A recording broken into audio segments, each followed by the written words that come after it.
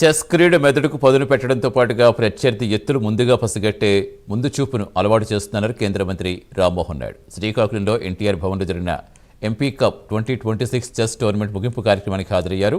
ఈ సందర్భంగా కేంద్ర మాజీ మంత్రి దివంగత ఎర్రన్వేడి చిత్రపటానికి నివాళులర్పించారు. తర్వాత క్రీడాకారులను అభినందించి విజేతలకు బహుమతులు అందించారు. ప్రతి క్రీడాకారునికి ప్రోత్సాహం ఇవ్వాలనే ఉద్దేశంతో ఎర్రన క్రీడా ఉత్సవం ప్రారంభించామని, ప్రతి నెల ఒక్కో క్రీడలో పోటీలు నిర్వహిస్తున్నామని తెలిపారు. కరణం మల్లేశ్వరి వంటి క్రీడాకారులు పుట్టిన శ్రీకాకుళంలో ప్రతిభ కొదవలేదని, తల్లిదండ్రుల నుంచి కూడా క్రీడాకారులకు మరింత ప్రోత్సాహం అవసరమని తెలిపారు. నాకు ఈ రోజు ఒక అవకాశం వచ్చింది. నేను కూడా ఎదిగాను, జిల్లా కోసం కృషి చేస్తున్నాను. కానీ జిల్లా పరిపూర్ణంగా అభివృద్ధి చెందాలంటే ప్రతి ఒక్కరికి కూడా ఆ యొక్క పట్టుదల ఉండాలి, పనిచేసే తత్వం రావాలి, అందరూ కూడా తెలివితేటలతో కృషి చేయాలి. ముఖ్యంగా ఇక్కడ పుట్టినటువంటి ప్రతి ఒక్కరికి కూడా విద్య అనేటటువంటి వాళ్ళందరికీ కూడా చేరాలని నాన్నగారు ఎంతో కృషి ఆయన కాలం అంతా కూడా చేసేవారు.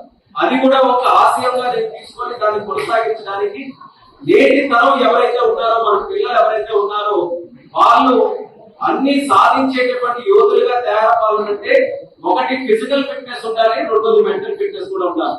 మనం సాధారణంగా నిత్యం కోరుకునేది బాగా మార్పులు వస్తే చాలా మన పిల్లలకు అనుకుంటాం.